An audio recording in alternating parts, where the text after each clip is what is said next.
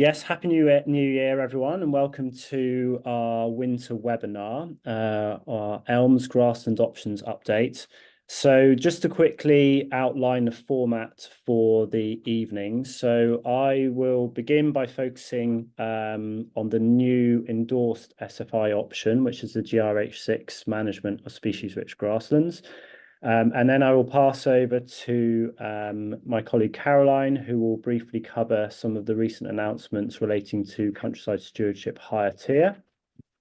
And then that will be about 40 to 45 minutes for the presentations. And then we'll pass over to Karis, who will chair a Q&A session at the end. We'll have another 35 to 40 minutes for that. We also have several of our trustees on the call, including Lucinda Lewis, who is a farm advisor with the Wye&Usk Foundation and also supports farmers and landowners with scheme applications. And so she will also be able to comment on some of the practical considerations of the application process if we have questions about that at the end. If you could just remain on mute for the presentations, but do start putting any questions you have in the chat. And as we go along, and then we will pull those at the end, and any which are similar themes we'll pull together and we'll bring them forward in a question and answer. Karis will pull the questions and put them to us as the presenters on your behalf. But if you think we haven't fully covered your point, or as there's further points of clarification that you need, then if you want to just use the raise hand option, then Karis will be able to see that and we can invite you to unmute and elaborate or expand if needs be. Just to say also, the webinar is being recorded and we will be putting the recording up on our YouTube channel after this. And also we will be sharing links through our next newsletter and on our website. So we appreciate there will be a lot of information that we'll be throwing at you, but you'll be able to go back and watch it again in your own time, and also to be able to look at some of the links that we are sharing during the presentation. So without further ado, I will make a start.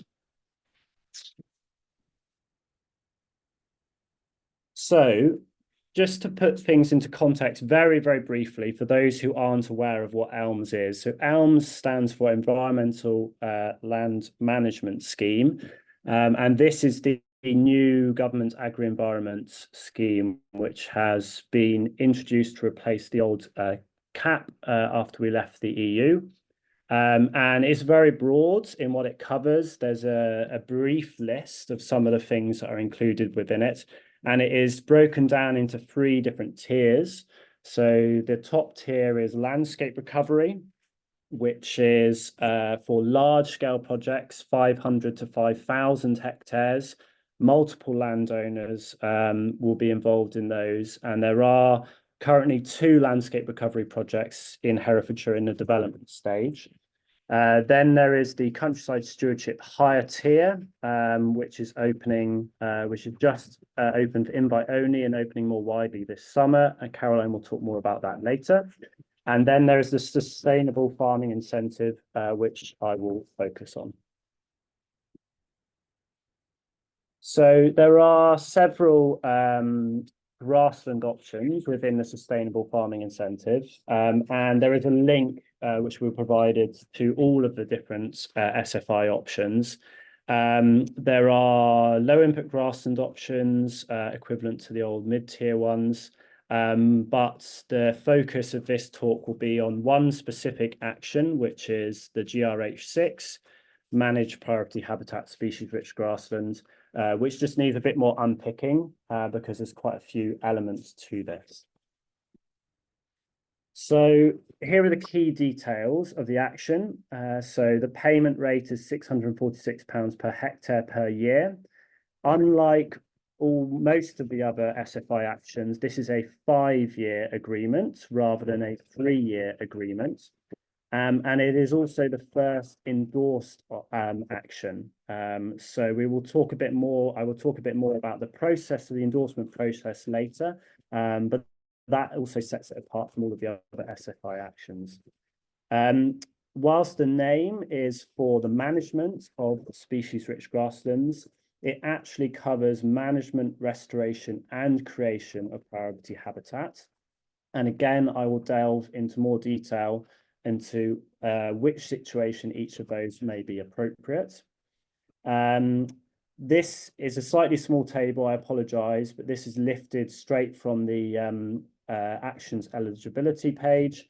And it just shows you the land cover types where you can apply this. It does cover quite a few in there for the arable and temporary grass, and that is just for creation only. And there are some caveats that come with that, which I will go into more detail later. The eligibility for SFI more broadly has, since July 2024, that has been expanded to those who weren't previously claiming BPS, Basic Payment Scheme, and they have also removed the 5 hectare minimum threshold. So the requirement now is that you will need to be registered with a single business identifier, and you'll have to have your land mapped and registered with the Rural Payments Agency with the correct land codes to be able to apply.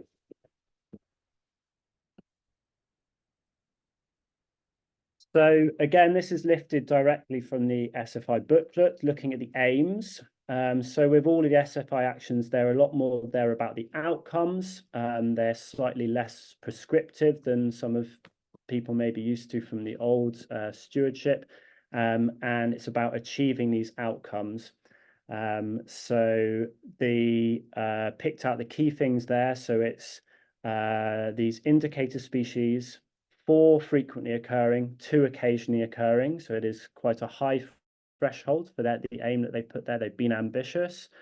A variety of plant heights by the autumn. So that's about the grazing and cutting management, and enough flowering grasses and wildflowers left to go to seed. So that's about the grazing timings and cutting timings. So going into a bit more detail, what you can and can't do, the main things here. So you can graze it. You can be managing through grazing or cutting or a combination of both. And as I was saying earlier about those prescriptions, it says here in a way that can be reasonably expected to achieve this action's aim. So it is not being very prescriptive on that. It's about ensuring that you do it in a way that achieves those aims that were on the previous slide. And then some of the don'ts: you cannot cultivate or reseed it. You cannot supplementary feed except for mineral blocks, and you cannot top apart from for controlling injurious weeds. So there is more detail within the SFI handbook, as I say, and we will give a link to that, which you can look at in more detail after this. It is also, I should say, a static option, so you need to select the field parcel and it will remain on that field parcel for the full 5-year duration of the agreement. So I said that it's slightly less prescriptive, but when you're hay cutting, there are actually some specific timings and guidelines that they do put in there. So they require a minimum of an 8-week period during the spring and the summer where you do not graze, you shut up the fields, and that prior to the hay cutting. And you need to be taking the hay crop when enough of the flowering grasses and wildflowers have set seed to achieve the action. So typically that would be from mid to late July. There is an expectation to leave an uncut margin around the edge. So that's for leaving for benefit for invertebrates and small mammals. And then there's a comment there about the inputs you can put on, so no more than 6 tons per hectare per year of FYM, farmyard manure. So as I said earlier, this option is broken down into sort of 3 sub-compartments: management, restoration, and creation. So I'm going to cover management first of all. So a field parcel that would be eligible to be endorsed under this option for management. And that would be one that is either already registered on the priority habitat inventory or meets the condition A thresholds of the priority habitat inventory. So that is for lowland meadow. These are the following, these are the thresholds: 15 or more species per 2 meters squared, more than 30% cover of wildflowers, less than 10% cover of white clover and perennial ryegrass. And then those indicator species, 2 frequent and 2 occasional at least. This is slightly lower than the aim, you may note. So this is the threshold for entering it, and then that ambition is through correct management over 5 years. You will also be supporting the increase of that existing community that you have there. Indicator species are species such as oxeye daisy, yellow rattle, black knapweed, birdsfoot trefoil. To name a few, there is a full list. Again, we will provide a link to that, to the Natural England Priority Habitat Indicator booklet, so you can see the full list of the indicator species that you'll be looking to have at those frequencies. So frequent and occasional, so that would be, frequent would be if you were to take 10 stops across your field, they would be in 5 or more of those stops. So over 50% of those stops, and occasional would be in 3 to 4 of those stops, so 30 to 40% on average across your field parcel. If your field is not already mapped on the priority habitat inventory, but it meets these thresholds, then as part of the endorsement process, it will automatically be mapped on Magic Maps by Natural England. That will happen as part of the process for the approval of your endorsement. So the next level is the restoration of species-rich grasslands. So this is for grasslands that are determined to be condition B, priority habitat grassland, or good quality semi-improved grasslands. So they're defined as being grasslands semi-species rich or slightly degraded priority habitat with the potential to increase that diversity through management changes only. You will need to have a soil test taken in advance for these field parcels, because one of the thresholds for the endorsement is that you need to have Olsen P levels of 2 or lower. There will need to be a low weed burden, so a minimum less than 10% of pernicious weeds. And as I say, the endorsement advice and requirements will typically involve a change in the management that will better enable the re-establishment of those existing indicator species that are in low population densities. So that may be changing your grazing timings and grazing regime, and or your cutting timings and cutting regimes. So to put it into context, condition B is where there are at least 3 indicator species occasional, or at least 4 present across the field, excluding field corners and boundaries.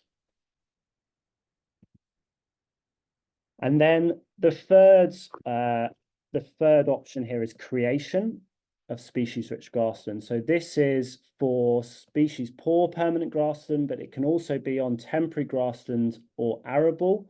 But the caveat, again, as I said, there is a caveat earlier, the soil P indices still needs to be 2 or lower. So on an arable system, if it has had quite a lot of recent inputs, you may very well find that the P indice is too high, and that would automatically be a barrier to entry for creation on those sites. You will still need to have a low weed burden, and you'll need to be prepared to take active steps to increase the diversity of the site by actively introducing seed. So the methodology to do so will be prescribed to you by the endorsement advisor, and you will need to keep records and demonstrate that you've followed those methodology and steps to the best of your ability. You will get recommendations for appropriate seed mixes, and there are additional capital options which help to cover some of the costs of acquiring those seeds. And again, your endorsement advisor should give you suggestions of those seed mixes that would be appropriate for your site, for your soils, and for the local area. and you need to keep good records of those seed mixes. Take photos of the methodology of the introduction of a seed, record the timings that you've done that. So all of this is all good practice evidence keeping to demonstrate that you have fulfilled the actions requirements in terms of that proactive seeding process. In situations where you may have recently enhanced an area of grassland already through reseeding, but it is in the very early stages of that restoration journey and hasn't quite reached those priority habitat standards yet, discuss this with your endorsement officer. Again, you need to provide them with all of the evidence. So keep your seed species lists and keep your photos. They will want to know where the seed came from if it wasn't from a commercial supplier. They will want to know the donor site and the quality of the provenance of that donor site. And they, based on all of that evidence, they ought to be able to approve your application on a restoration basis, management and restoration basis only. You won't be required to reseed again if you can provide enough evidence that you've already taken all the appropriate steps. So the endorsement process itself, this will be done either by a Natural England advisor or will be done by an approved third party. You will, before the visit, you will be required to supply a map showing which fields are being put forward for management, restoration, and creation, respectively. And then, as I said, for restoration and creation, you require soil tests. These will need to be provided in advance, and they need to be recent soil tests. So if there have been no recent artificial inputs, they can be within the last 5 years. But if you have added inputs within that period, within the last 5 years, you need to have soil tests that are no more than 1 year old.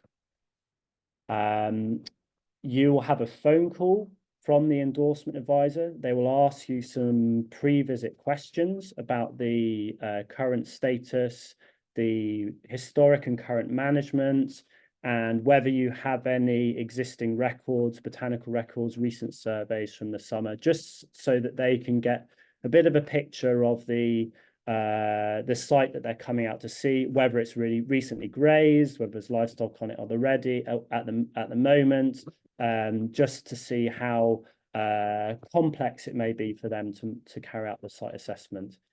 In addition, if you have scheduled historic features, you must get a Heifer report, and you may have to seek additional advice from Historic England, particularly in the situation where you're thinking about creation.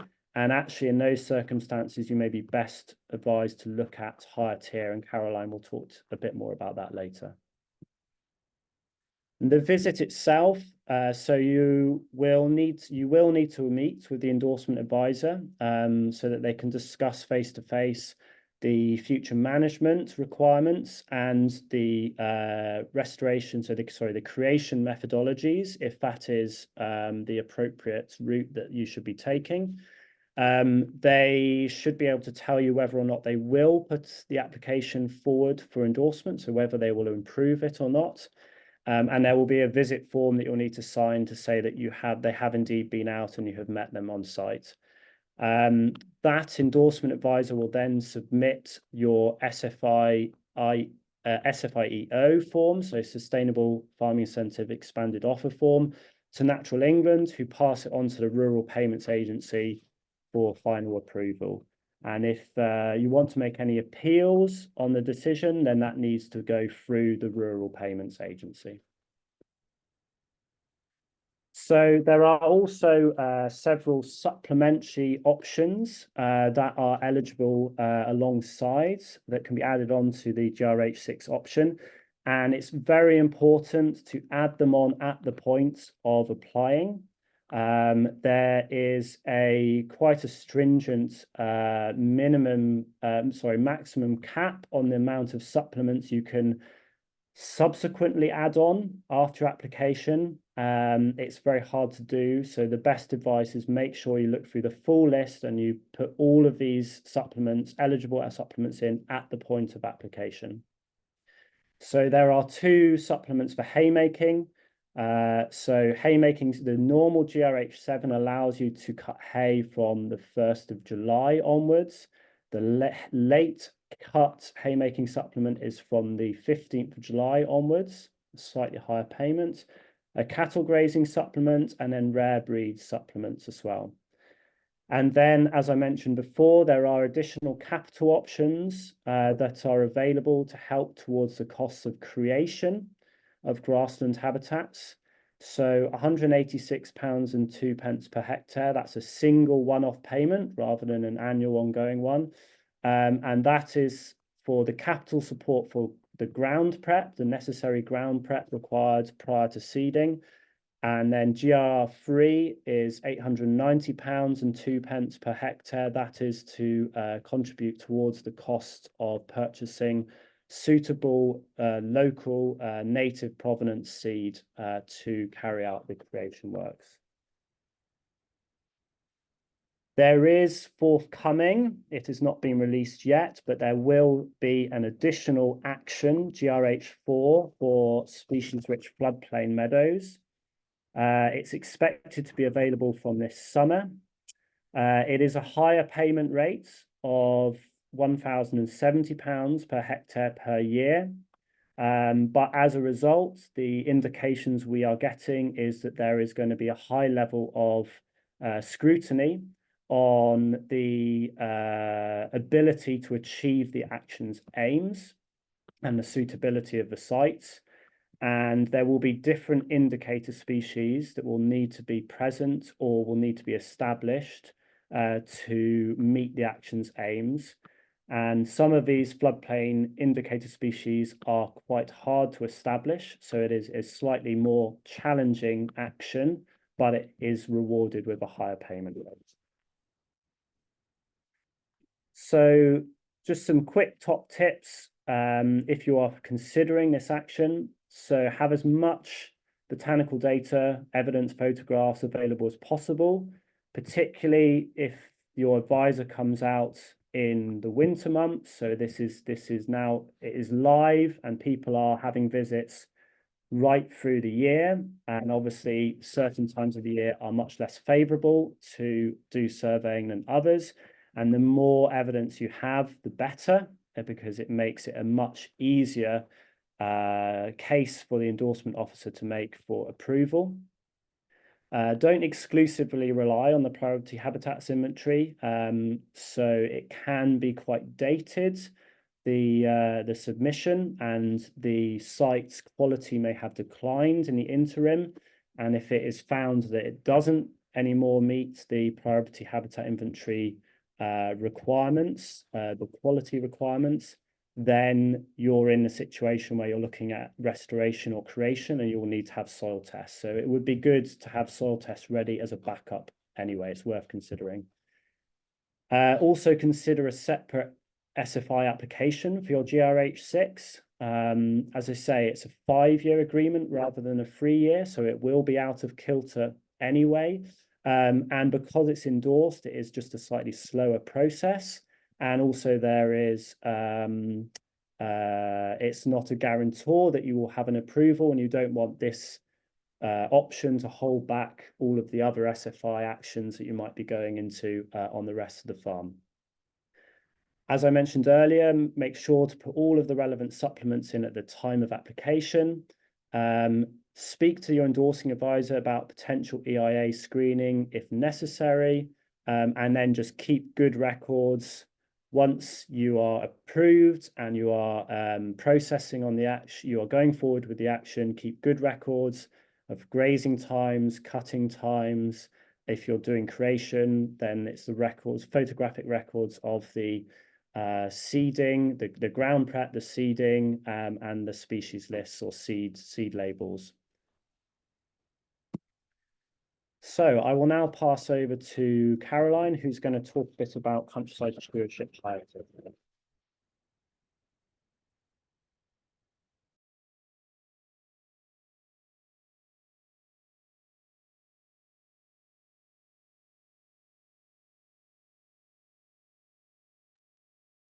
Thank you very much, Rory and Caris. So welcome, hello to everybody. I'm going to just spend the next few minutes looking at the Countryside Stewardship Higher Tier, the new scheme that was announced in December.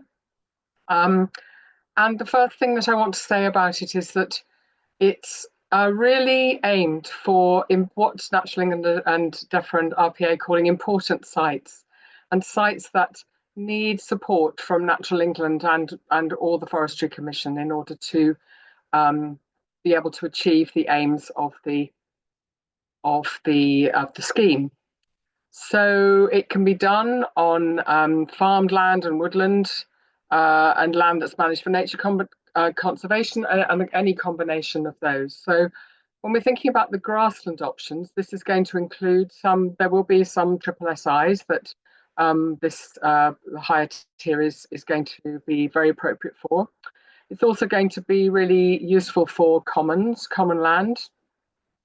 We're thinking also particularly of the kind of complex grasslands that have mosaics of habitat on them. So grassland that's got some scrub, trees, maybe it's some of the, a mixture of habitats anyway, in a mosaic. And as Rory mentioned earlier, grasslands on schedule monuments will probably be very well suited to the higher tier as well. Going on to the next slide, I'm going to cover the actions and the capital items that thinking about what's included in the higher tier. So there are the actions, which we used to call options, but we mustn't do that anymore. They're called actions, and the capital items. And then this, unlike the SFI, the higher tier has a single integrated application that includes the revenue and the capital items. So that's like the old higher tier, if you like, and the HLS. And again, once the scheme is accepted, then the revenue payments are made quarterly, and the capital payments have to be used up in the first 3 years. You have to do that work in the first 3 years and claim as you go along. And there are, if you want to have some help to get you ready to make an application to the higher tier, the only time that you would need to do a separate agreement is if you wanted to consider an implementation or a feasibility plan. And there are these 2 plans available which could be appropriate. So thinking about grasslands, if they're tricky and you want to do some extra, to find things out before you can apply and prepare.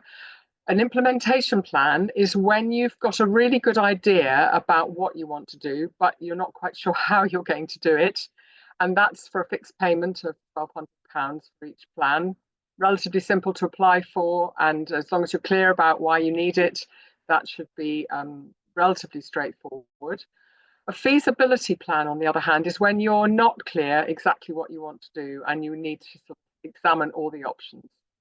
And this is for more complex sites and actions that need to be really tailored. You need 3 quotes, and it takes longer for this to be carried out, obviously. So those are things that you can be getting ready now in order to have the information ready to be approved when you're invited to join the higher tier. Next slide, please. So the Countryside Stewardship Higher Tier agreements last between 5 and 20 years, and it all depends on which actions you choose. Most of them are for 5 years, but some of the actions have aims that you're really not going to achieve in a short space of time. So they're the ones that have the longer, up to 20-year time periods.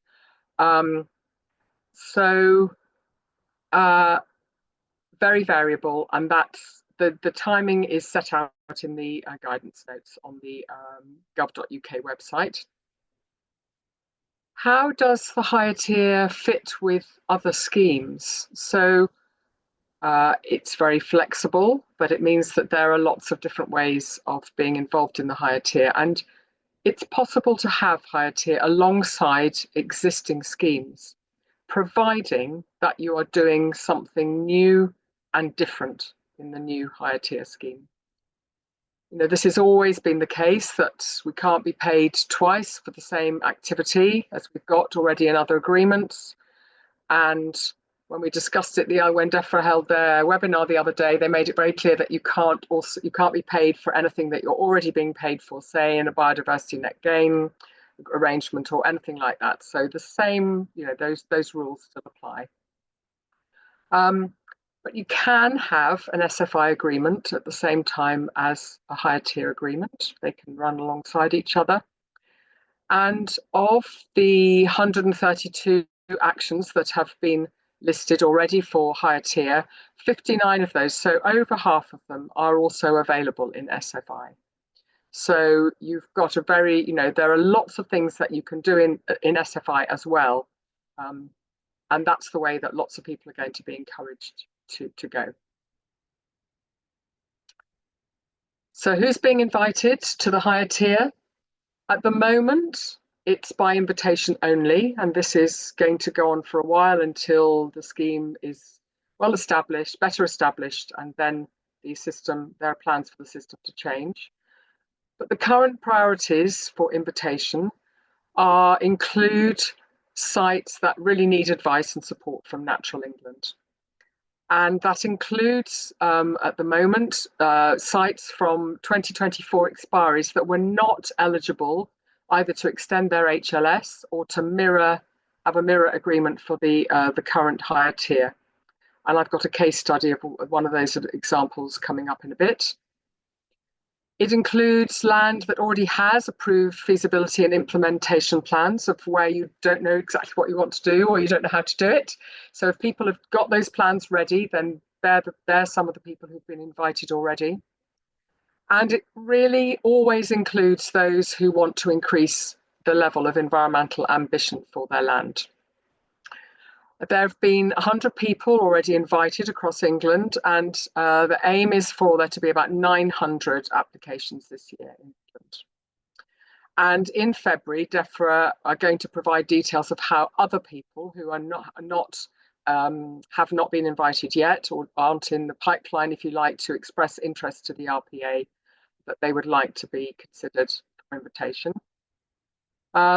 And also, we understand that in 2025, the figure that DEFRA gave out the other day is that they expect there will be more than 500 people with expiring HLS and higher tier schemes from 2025 who will be offered mirrored agreements or extensions. And that may seem unsatisfactory when you consider, for many, because the rates the new rates that will be continuing at the existing revenue rates for those schemes. However, that's how they plan to proceed at the moment. And if you're offered a mirrored agreement or an extension and you don't accept it, then what they're saying is that you will have to wait until you're invited to apply for the new higher tier. So that's one of the caveats there. So when you are approached with an invitation, it comes in an email from the RPA, and you're invited to say whether you would like pre-application advice from Natural England.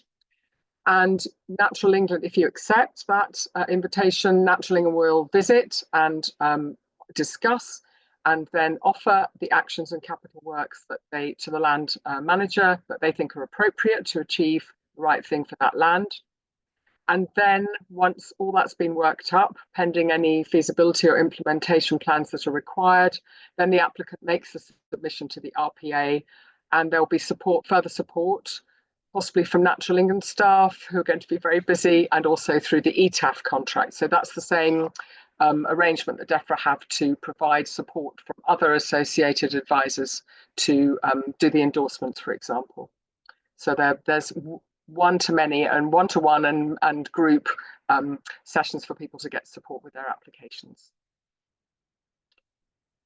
Okay, next slide. So here's an example of the sort of site that it might be invited, and a level of complexity or special, importance and interest that needs some special advice in order to be invited. So a small piece of common land in Herefordshire that's a triple SI.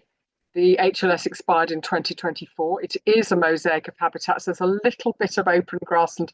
The mosaic of habitats are wet marshy grassland, and woodland, and scrub. And as a triple SI, it's classed as unfavourable but recovering.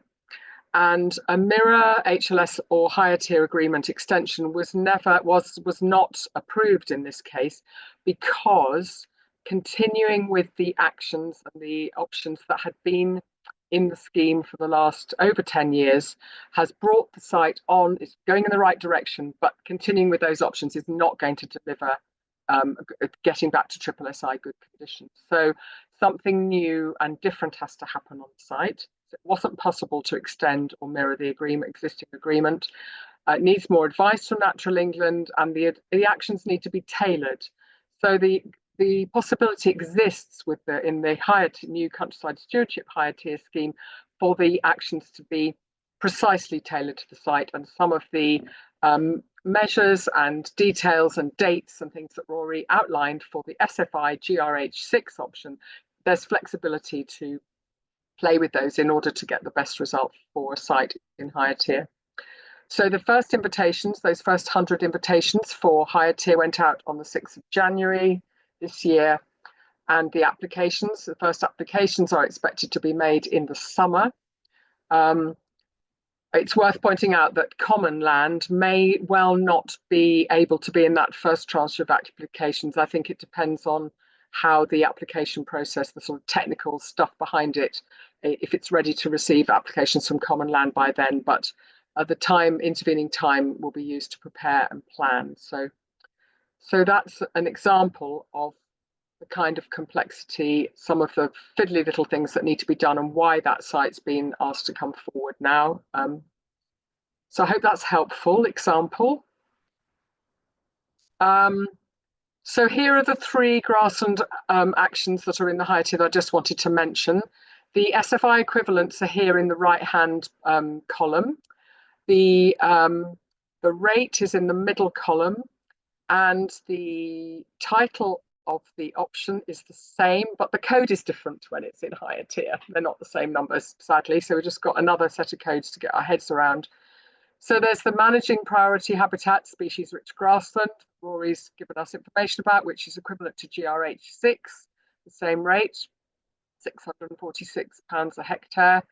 And as I've mentioned, the ability to tailor cutting dates, grazing regime, all sorts of other things in there to make sure that you get the best results. Managing species rich floodplain meadows, again, that higher rate of 1,070, it's called CGS 18. Because there haven't been any endorsements yet, and this option is only just available for applications in SFI at the moment, or it hasn't been announced, it's not on the list yet, but nobody's had any endorsement visits for that. So we're waiting to find out see more detail about how that's going to work. But we should be aware that on our floodplain meadow soils in Herefordshire, generally, particularly in the Y catchment, they are free draining, and our meadows don't typically have an abundance of the key indicator species, and they can be hard to establish. So there's going to be an onus on being able to, on having some kind of certainty that a good likelihood of achieving the aims, and that's going to be for the landowner and the person doing the endorsement to work out the method for that and the seed mixes and so forth. And it takes a long time as well. That's not something that you're going to achieve in 5 years. So the reason I've also included here the third one, this third option, CGS21, managing grassland for target habitats, species or features, is because it's not available in SFI at the moment. It's worth £528 a hectare. This is the equivalent of, I can't remember the code, I think HK15 or 16 in HLS. So it's been used, it has been used in the past and will continue to be used for key species and habitats that will benefit from very extensive grassland management. Sometimes it's used for certain birds or an assemblage of invertebrates. It might be for part of a mosaic of habitats for fritillary butterflies, for example. And particularly, we've been told that where people have a pasture with an interesting assemblage of wax caps, this is the option that you might put. You're not going to get your wax cap pasture endorsed for GRH6 unless it's full of a lot of other broadleaf plants, but this is the option that you would consider for wax cap grassland. So some more top tips for higher tier in particular. So as I keep saying, this is going to be tailored to your site. And if you, when you look at the GRH6 option, you think, well, this is just going to be fine and dandy for my field. I can happy to go along with all of that, and it's going to achieve the aims. That's what I've been doing up until now. No tailoring is needed and no extra justification or support from Natural England. Then going for SFI is what you're going to be encouraged to do. So the higher tier is really for those environmental or historically important sites. It's for when you want to do something new and different. So again, you need to consider, am I doing something new and different from what I've done in the past or from the standard action guidance in the SFI? If you are going to go forward for either be invited to for the pre-application process for higher tier, or you want to get on the to ask to be invited, then again you need to have good quality recent botanical data and other wildlife surveys to help to the discussions with Natural England about what's going to be required.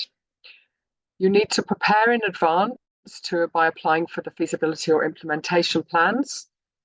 And if you're in a land, for those of you who are involved in one of the landscape recovery projects in Herefordshire, currently in the development phase, a 2-year development phase, it's possible to enter SFI and higher tier in the interim until the implementation phase of the landscape recovery project program begins. So that's worth bearing in mind if you'd like to try and move ahead now. It may be that if you're doing something quite complex, that you would then need to do these feasibility and implementation plans, and they may not happen any more quickly than the process you're going through with the landscape recovery. But I just wanted to let people know that is an option. I think that's my last slide. Yeah, so back to Rory. Great, thank you very much. So just a very quick final slide here to talk about how Herefordshire Meadows can help with all of this. So we've mentioned a lot that having data available is a real bonus when it comes for getting yourself prepared for your endorsement visit for these endorsed actions, and we can help with that by carrying out botanical surveys of your fields and completing pH submissions where applicable for you. So doing that through Natural England and having your field mapped on the Magic Map. We can carry out the required soil samples and send the samples off to the lab for analysis, including that key Olsen P for the GRH6 action. And we can just do a more general assessment of your grassland across your whole holding before you make any application to determine the eligibility, because as I say, there are quite a few options. There's higher tier, which is for very bespoke sites, GRH6, but even those, then there may be it may be a case where there is a mix of some fields that are GRH6 candidates, but some might be better placed staying as low input grassland, and we can help with making that assessment and judgment for you. And then so there are small charges for those services, and if you are interested, just get in touch with us either through our website or through our info@Herefordshire Meadows email address. But we also have lots of information freely available on our website as well, including on our resource page, telling you how there's survey sheets there and methodologies of how to carry out surveys yourself. So you can be doing those botanical baseline surveys yourselves if you feel confident with your ID skills on some of the broadleaf herbs. And we'll continue to provide updates on all of this. As Caroline says, there's still information we're waiting to hear about, particularly regarding the floodplain meadows actions, which are yet to be released and are pending to come out this summer. So if you're not already signed up to our newsletter, then do sign up, and we will keep abreast of all of those developments. And we will also be, as I say, sharing this afterwards, including all of these useful links here. So we will share this presentation to you all who've booked in, and it will also be on our website and linked to in our newsletter, so that you can go into these and get some more information through all of these links. So that brings us to the end of the presentation part, and we'll move on to our Q&A. So I will pass over to Caris now. Thanks, Rory. Yeah, so a few people have put questions through in the chat. If you're not able to do that, if you look at the bottom of your screen, there should be a button for chat, or it might be hidden away in more. So if you've got any questions, put them in there. So far, we've had a question from Anna.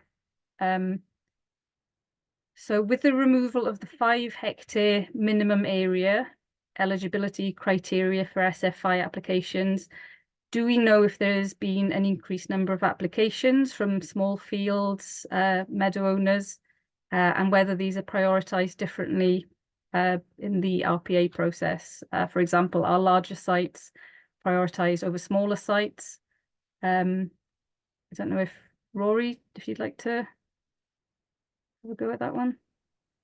Yeah, sure. So in terms of the prioritization, no, there should not be any preference or prioritization related to the size of the sites. There is no pecking order in that regard. In terms of the number of applications from smaller sites, I think that the limiting factor is that a lot of these sites may not be registered with a single business identifier, not be registered with the RPA, and it's quite a process to do so. And the cost benefit analysis of the landowners, land managers themselves might be a bit of a barrier. But if you're sort of willing and prepared to go through that whole process, then there's nothing stopping you from now applying and getting access to some of the SFI actions. Great, thanks, Rory. I've unmuted Caroline and Lucinda just in case you want to jump in on any of these. Anna also asked, is an endorsement advisor assigned at the point of submitting your SFI application, or is the applicant required to seek out an endorsement advisor locally? But I can answer that when it's that happens for you. You will, once you've submitted your SFI application, you will in a short time be contacted by an endorsement person to come out and visit you, so you don't need to worry about that bit. We've also had a question from Michael, who's said that due to a lack of suitable options and actions when our HLS agreement ended in 2023, we extended it for another 5 years. GRH6 would suit our habitats well. We have PHI lowland meadows, but I can't see a way of transferring from one to the other without the risk of potentially losing both. Do we have any advice, please, about how we go about this, or should they wait for a suitable plan from DEFRA? Lucinda, you've got your hand up there if you'd like to answer that one. Yeah, so I've been through this process with a couple of farmers, and we've come to different conclusions in both. One, we actually took a deep breath and withdrew our HLS, which was quite a long way from the end. When we actually asked for a quote because there's a financial penalty, and they gave us a quote how much it would cost to withdraw it. But once we'd taken this decision to do that, actually the process wasn't too bad. It got withdrawn fairly quickly. The financial penalty bill arrived very quickly, I have to say. And then we popped them into an SFI. And and the payments start coming quite quickly. But you do have to be a little bit brave because you're not guaranteed you're going to get into anything else, especially with the species rich or the endorsable things. But yeah, it worked financially. It was the right thing for them to do. It's one that we're chasing up all the time. DEFRA have been promising for about 18 months now that there's going to be an easy way of getting out of existing schemes, but they're simply failing to come up with anything. I think their computer systems aren't up to the job, really. Thanks, Lucinda. Anybody else like to add to that? I got the think from the webinar that there were lots of people asking about doing that. So it makes sense if there's an equivalent SFI option that you can get into, albeit with an endorsement. That's one risk, isn't it? But if you need advice or you're going to be waiting to go into the new higher tier, that is a greater risk of there being quite a long gap if you terminate your scheme. And I think they're trying to avoid there being a huge rush, aren't they, of lots and lots of people who having a big backlog of people leaving for whom SFI isn't an option or that doesn't fit neatly. So yeah, they're going to prioritise the 2025 expiries this year, but they're still offering them to even those two to go on and extend. So I don't think it's going to happen in a hurry, is it, Lucinda? That process doesn't look like it's anywhere near ready. No, I think they're a little worried. There'll be a lot of people wanting to come out of mid tiers and higher tiers just to simplify the job, really. Yeah. So we also had a question from Stuart Headley, who's mentioning the issue of an adequate supply of locally appropriate seed for restoration, for creation of species-rich grasslands. So I don't know if any of you want to address that. I know it's something we've been discussing.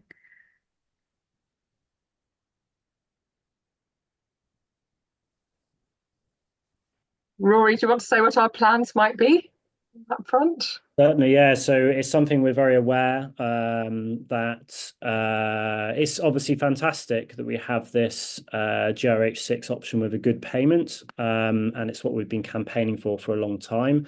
But obviously, if this leads to a real increasing demand, which it hopefully will, we need to find the seed supplies from somewhere. So one of our main objectives for 2025 is to really do a deep dive into that.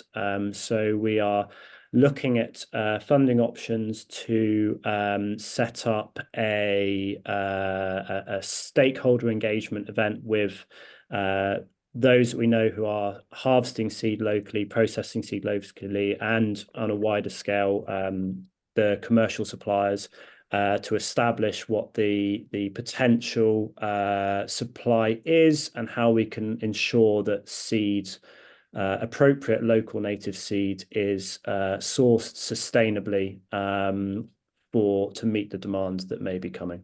So yeah, watch this space, but it's on our radar, and we will be working hard to do everything we can to try and meet that challenge. Thanks, Rory. Another question from Anna here. Is GRH6 applicable to a whole field parcel only, or can it be applied to part parcel?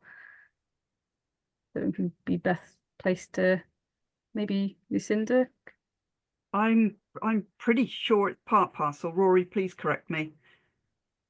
That's my understanding. Yeah, so it can be, yes, so it can be a part parcel.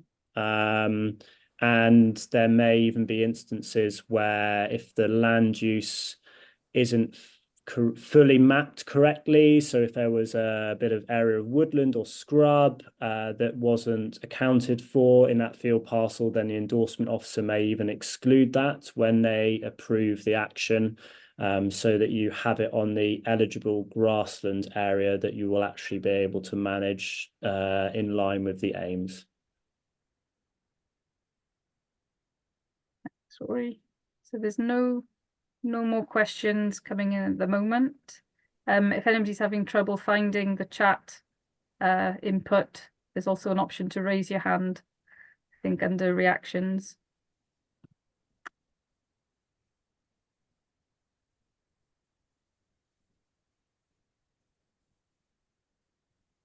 Okay, so we have another one now from Jeffrey Jordan. I had understood from the DEFRA CSHT webinar that those with an approved woodland management plan would be in the first wave of people invited to apply for CSHT, although this did not feature in Caroline's list of those likely to be invited in the first wave.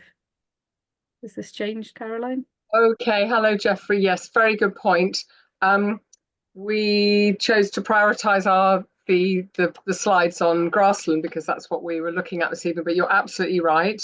The woodland is an important part of the higher tier, and those with approved management plans are going to be prioritised by the Forestry Commission. They're doing it in a slightly different way. I'm looking back at my notes now. I think they are certainly only they're only inviting people whose woodland management plans have been approved, as you're saying. And I haven't got exact figures here for what they say with their woodland. They're starting with 2023 woodland management plans and prioritising them in date order. And then they're looking at 2024 expiries where the plans need to be of woodland management options in higher existing schemes, and then they're going to work their way through the remaining woodland management plan holders with an approved plan. And they did say that they've got a very long list, so I think it would be worthwhile contacting the Forestry Commission to work out where you are on the priority list as ever, and trying to see where they're at with it. Expressing interest is never a bad thing to do, I guess. So I hope that's helpful. Nothing has changed. We're focusing on Grassland today. Thanks, Caroline. So we've had another question now about how are we defining floodplains? So if somebody has very wet fields, for example, from groundwater, could this be classed as a floodplain? Rory, I don't know if you want to.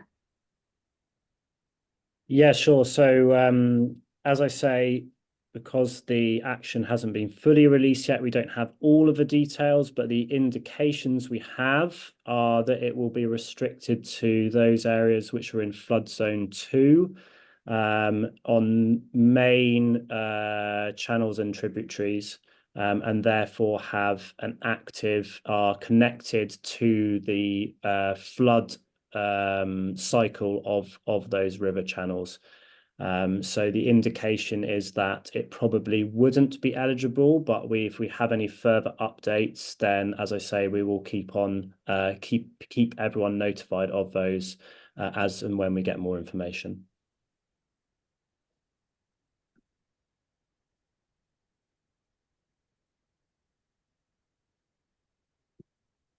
And currently we don't have any more questions. Can I ask a question? Rory, can we put GRH6 or the higher tier equivalent on floodplain meadows, which might be more appropriate in some cases, maybe? Yes, you can. And as you say, well, as Caroline says, some of the way that some of our floodplains work in Herefordshire, that might be a slightly safer bet in a way, because they are quite free draining and they tend to be more on the MG5 rather than MG4 communities, plant communities that they sustain. So that's more on the lowland meadow rather than the floodplain meadow spectrum. So yes, that is absolutely an option, and I think that's something that, again, we can help to have that discussion. If we came out and did an assessment of your land, we have a deep soil corer, so we can look at deep soil profiles and make an assessment of some of the drainage, the drainage nature of the soils, and that gives a good indication of what plant communities may or may not be appropriate or even be able to establish in those areas.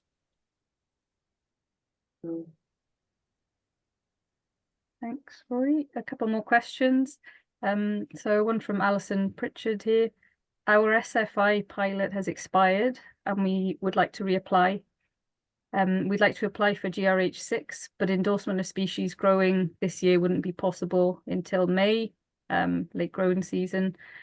Should we apply now, pending endorsement? If we waited until May to apply, would that forgo access to the GRH7 and 8 supplements because the application wouldn't be processed before the hay cut? I'm not quite sure if I've read that correctly, but if anybody wants to jump in on that one. I'll make a start. So I think, yeah, so it depends on what existing data you have, if any. So obviously if you have any photos or survey data from a previous summer, then that can be used as part of the evidence. Again, it also depends on sort of how tightly it is grazed. So it's a very challenging time of year at the moment to be doing surveying, but we will very quickly be moving towards a less challenging period, particularly if it's been rested and there is some regrowth happening in the spring. So you may, even without some data, you may be able to ascertain the botanical quality of the sites earlier than May. And in terms of the hay cutting options, well, the turnaround we're seeing is relatively quick. So once you have an endorsement officer assigned, they have a requirement to process your application within 6 weeks. And then once it's been processed, it's being approved very quickly or accepted very quickly by the RPA. So the timeframes may, if you look at sort of late April, May, you might still get in there to be able to have the GRH7 eligible from that summer onwards. So yeah, it really just depends on what data I think you have there already. If anyone else wants to jump in too, I don't know.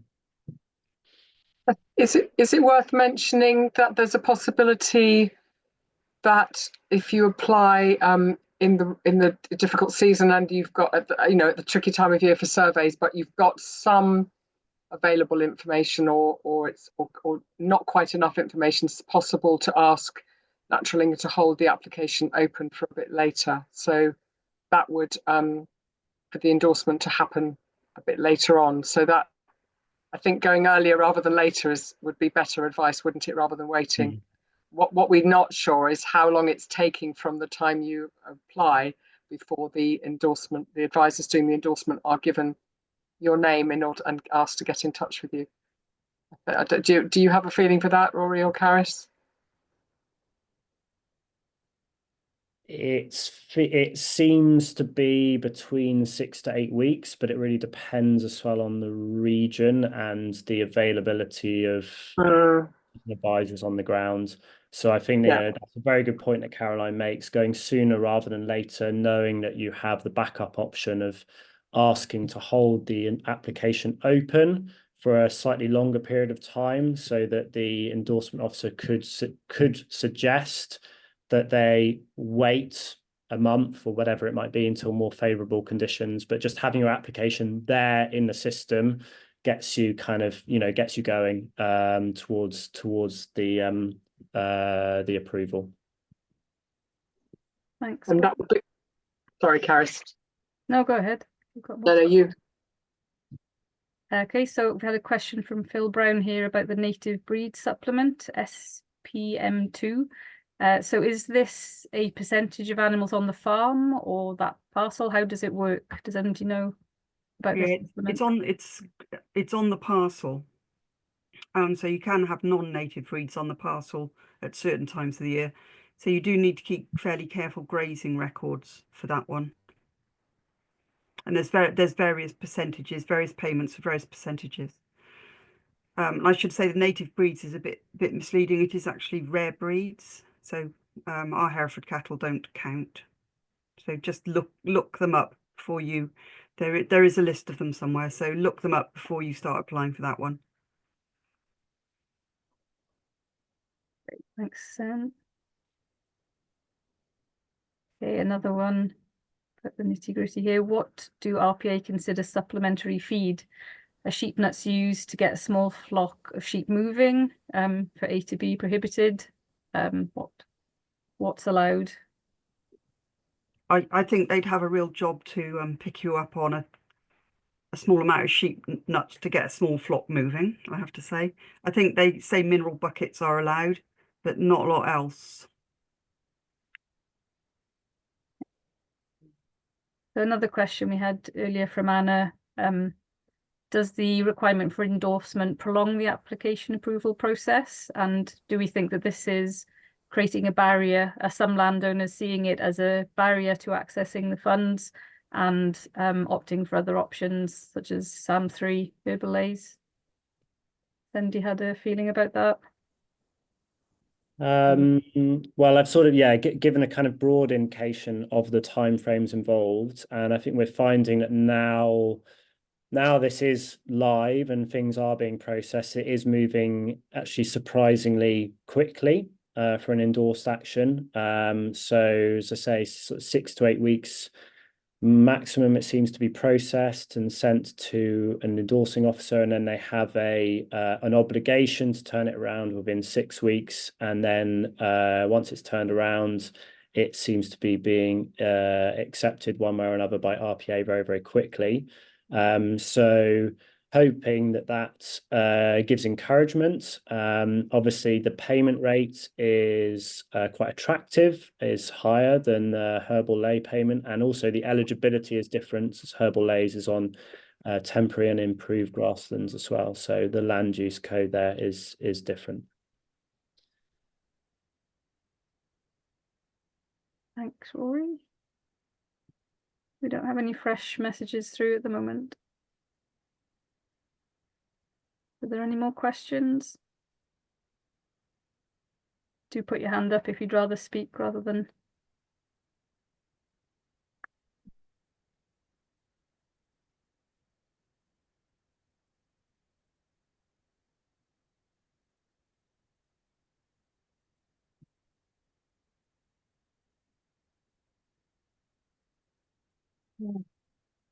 Anyone want to be unmuted to ask the question?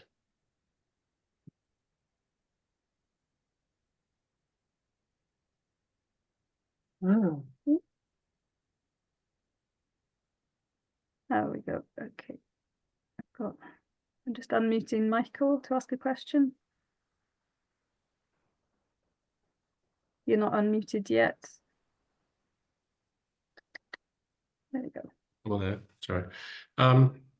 Just going back to the earlier question, every time I look at the DEFRA website about the various things that are coming through, and I phone them about, is it possible to transfer from one to the other? And they say, oh, it'll be coming through soon, it'll be coming through soon. Is there any feel for timing of this, or does that not come into it at the moment? I think they've got serious problems with it. At work we've picked on a farm and we send them an email fortnightly trying to withdraw a scheme, and they send back a different answer every time. None of them make any sense. I was talking to one of the higher tier ladies just before Christmas. She was quite sure that this easy transfer was coming soon, but I seriously can't see it myself. No, I contacted DEFRA before Christmas, and they said, "Oh, it'll be coming in sort of January, February time. Just wait for then." But looking at the latest news from them, it just says it'll be coming sometime soon in the calendar year. Yeah, but they've been saying that since last May. Sure. Yeah. So it's a pest, I have to say. Yeah. And just if you wouldn't mind, because based on the last newsletter, I sort of posted my interest in it, whatever you call it, and I got something back saying yes, carry on. Is it going to go against me if I apply and then find that it's for whatever reason it just doesn't work out, and then say I'll stop and still continue with the HLS, or can you not do that? You can't. Can you keep one going while you're trying to get onto another scheme? or do you do as you did, which is sort of stop and then go for the GRH6, whatever? I don't know the answer to that one. I guess it depends on Natural England's take on the matter. Caroline, you probably know more about higher tier than me. Was the one, so I'm interested, Lucinda, the scheme that you stopped and then applied for SFI, was that a higher tier or an HLS? It was ESHLS, so they couldn't add any SFI options because all their fields were tied up in their ES scheme. Right. Whereas, Michael, what scheme are you in at the moment? As is ESHLS. Mhm. So Yeah. Which doesn't seem to exist anymore. No, except it blocks everything else. That's the trouble. Absolutely. Yeah, the only thing you can do is start a conversation with the RPA about what it will cost you to withdraw it. And you'll certainly get into SFI. There's a fair chance you'll get into GRH6. But there could be a big long gap before you get into another higher tier, that's for sure. Yeah. Mm. Yes, I think I'm back to the original one of you potentially could lose both if it doesn't sort of work out. Yeah, maybe yes, it's best just to hold fire and wait another 6 months or so. Yeah, if you're really after a new higher tier with lots of higher tier options in, I think you've almost got to wait, to be honest. Yeah. If you're happy that you can, the farm I was talking about, we did a really good SFI, all singing, all dancing SFI. We've done GRH6. We did lots of low input grass with the supplements, so it ended up worth a lot of money, and it really suited their farm. Well, that's what it is for us, because we've got the lowland meadows and various other ones. We've got some rare breed cattle which we use for conservation grazing, and we do late cuts for grass to feed the cattle. It all fits as far as we're concerned. Well, do some sums. Do some SFI sums. See what you can get to. Before you try and make that decision about to stay or to go. Yeah. Okay. All right. Thanks very much. And also, perhaps back to Rory's advice earlier, to be as sure as you can be that the likelihood of getting the GRH6 endorsed for would it work on all the fields or some of them, or that's the thing. It will certainly work, I think, on the ones that are currently considered PHI lowland meadows, but there are other ones that are classed traditional orchards, which I think would also be okay for that as well. But that's as a same sort of area, so it would make a difference if it could be part of GRH6. Okay, so yeah, I've nothing to add then. I think we've covered that. So good luck. Thanks so much anyway. Thanks for that, Michael. So are there any further questions? Type them in the chat or put your hand up.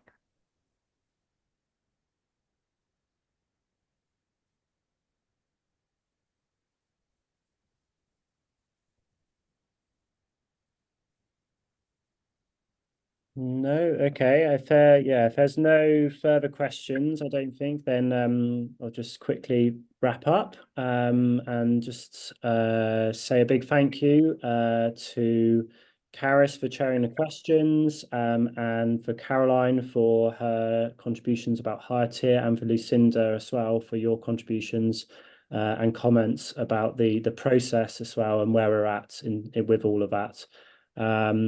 As I say, we have been recording this, and we will be putting links to this. We will send out a link to this so you can watch it again and also get access to all of those additional resources that are embedded within the presentation itself.